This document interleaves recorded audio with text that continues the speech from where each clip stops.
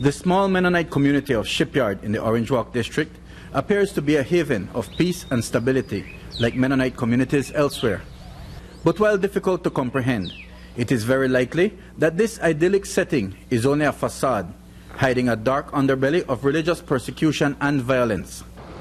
There is growing division here because the elders preach and promote a religion called Old Colony, a very strict set of rules which allow no deviation.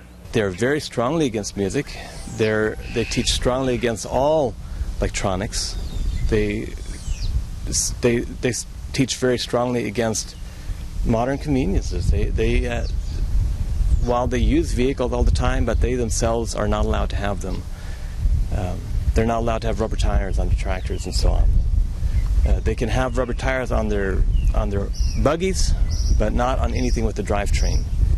It's just too convenient to get out, and you can get mixed up in too many things from their perspective. Henry Reddicup came to Shipyard 4.5 years ago. He operates a small evangelical church with 60 members. Most of them have been excommunicated by the elders for breaking the rules of Old Colony.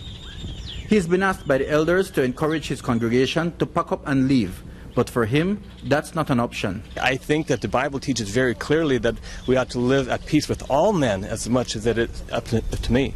My responsibility is to be a minister of reconciliation.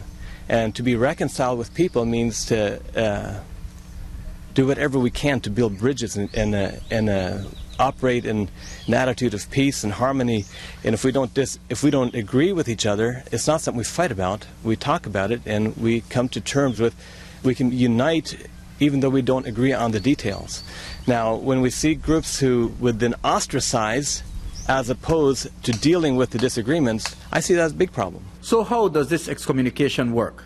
Well, exactly like the definition states: banishment, shunning, and shaming. What really happens is once you get labeled as a black sheep, you're excommunicated. You can't buy or sell in the community.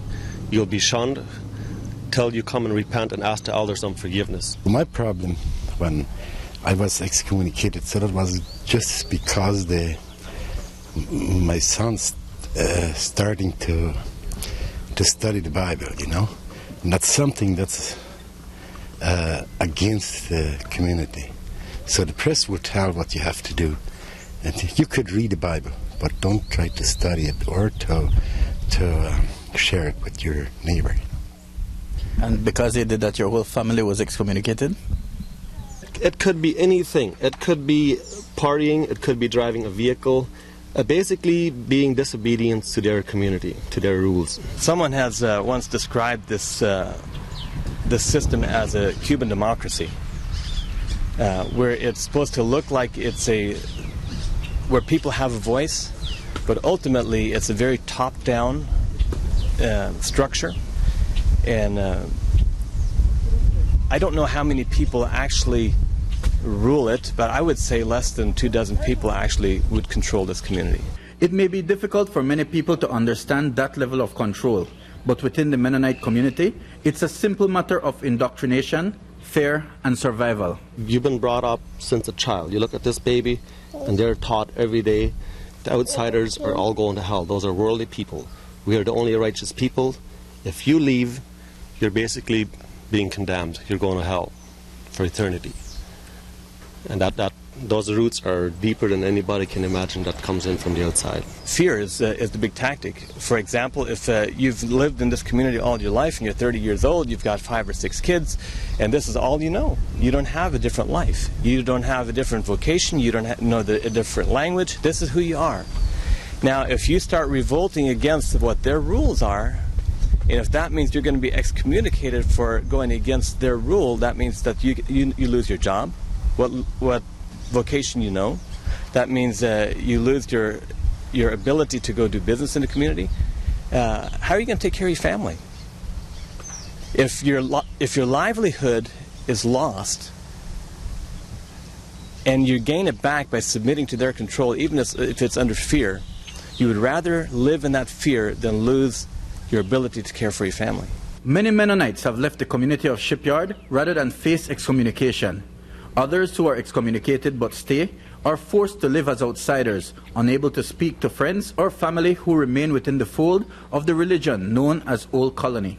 What really happens once you're excommunicated, their religion says you're not supposed to take any part in their life. Those are lost sheep.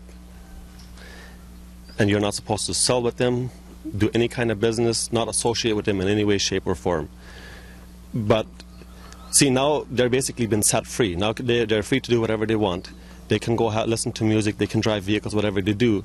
But if they do, it still pisses them off, excuse my language, and they will come and retaliate against them. But there is another serious problem in Shipyard. The realities of religious persecution have brought with them escalating violence. Mike Rodon for News 5.